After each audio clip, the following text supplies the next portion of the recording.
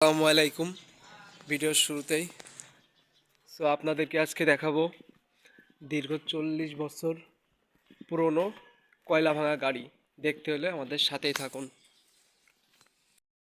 আমরা যাব এখন একটি বাগানে, কিন্তু সেটি রয়েছে প্রায় দীর্ঘ 40 বছর পুরনো একটি কয়লা ভাঙা গাড়ি। তো এটা সম্পর্কে আমার কোনো কিছু ধারণা ছিল না, আমার দাদির কাছ থেকে শোনা যে গাড়িটি নাকি 40-50 বছর আগে থেকেই রয়েছে। এই বাগানেই কিন্তু গাড়িটি রয়েছে।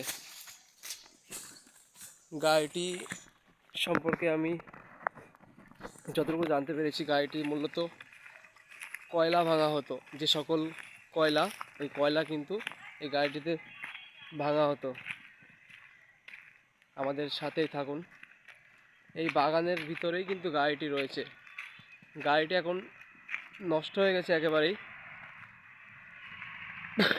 যেহেতু 40-50 বছর আগে, আমার জন্মেরও 20 থেকে 30 বছর আগে থেকেই গাড়িটা এখানে পড়ে আছে।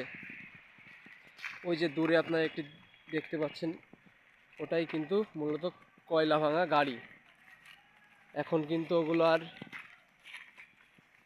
বাংলাদেশে পাওয়া যায় না, কিংবা আর নাইও, নতুন করে বানানোও হয় না, যেটাকে আমরা বলি কয়লা ভাঙা গাড়ি। আমরা একেবারে কাছে যে ভিডিওটা অন করি, আমরা সেই গাড়িটির খুবই কাছে চলে এসেছি।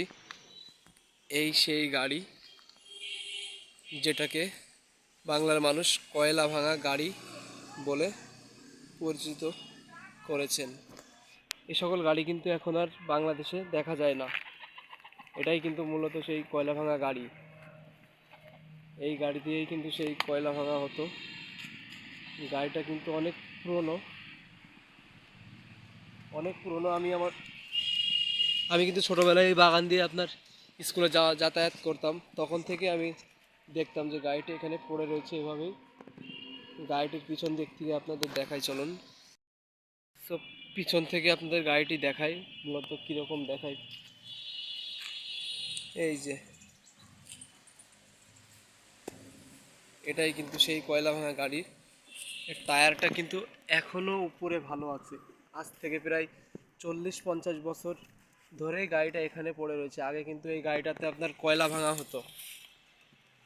এই গাড়িটাতে কিন্তু আগে কয়লা ভাঙা হতো। এই যে এখান দিয়েই কিন্তু মূলত কয়লাটা ফেলা হতো।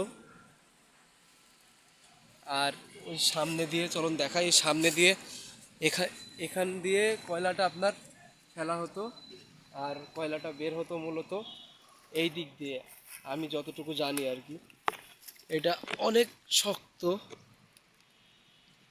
গাড়িটা একেবারে শেষ হয়ে গেছে, এখানেই পড়ে রয়েছে গাড়িটা। এখনও এখানে সরকারি কেউই আপনার এটা ব্যবস্থা নেয় না, এখানেই পড়ে রয়েছে, অনেক পুরনো যেহেতু। এই ছিল আমাদের মূলত ভিডিও। ভালো লাগলে সবাই চ্যানেলটিকে সাবস্ক্রাইব করে দিবেন। ধন্যবাদ। আল্লাহ হাফেজ।